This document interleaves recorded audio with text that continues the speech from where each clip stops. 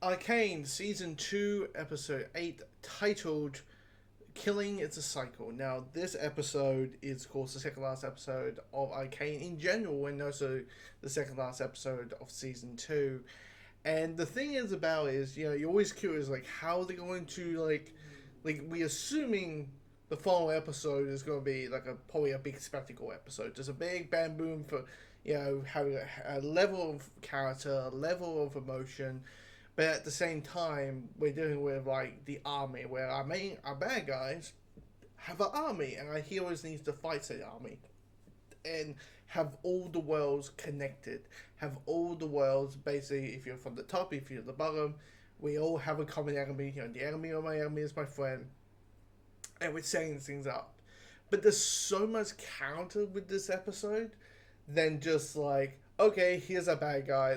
We got that. We got the was it Jab and finding the Victor robot, and the robot's doing the whole classic thing of Victor's doing the classic robot thing, which is, I am God and I am thinking this is the best of humanity and you would not allow me to stop the best of humanity, even though we got human villains who is like, hey, imagine if you have an army with no threat that has, imagine you have an army with no sense of fear, or basic fear, basically a sense of no worrisome. They just shut up and do what they're told. There's no ifs, no buts, no whatever, and that. But with all the setting up of it, the stuff I really enjoyed was the stuff with Jinx. The stuff with Jinx, the things with Vibe, the things with Caitlyn. How Caitlyn, this entire series, has this kind of reflex thing going on, which is, she realizes that Jinx has changed, and Jinx is trying to be a better person, and Jinx is all that. But it's the whole thing of, does a couple good deeds basically wipe a history of perspective of things? It's a good question. How much of, who gets a second chance? Do they deserve a second chance? It's that whole thing. It's the question of reality, where you can see this person changed. Jinx has changed, but it's still the factor that she blew up the council. She last season blew up the fucking council.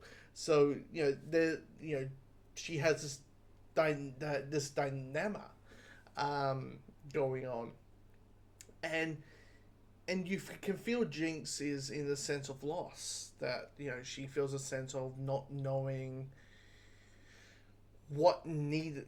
She feels a sense of, who am I, what I want to do, what is my goal now. And clearly her goal is, I want to end the cycle. I want to end the cycle of killing, whatever that means, whatever it is. We don't know that definition, but the line of the sister that is gone, that's a good question for the final 50 minutes of the season. If that means that's the audience saying there's no turning back, or is this a sense of she's just saying to herself, which I won't lie, if we did this whole flip flop thing of she's a good guy now, she's a bad guy, she's a good guy, she's a bad guy, or maybe a sense of, we think she's a bad guy, but she's still a good guy, or she's now a good guy after all.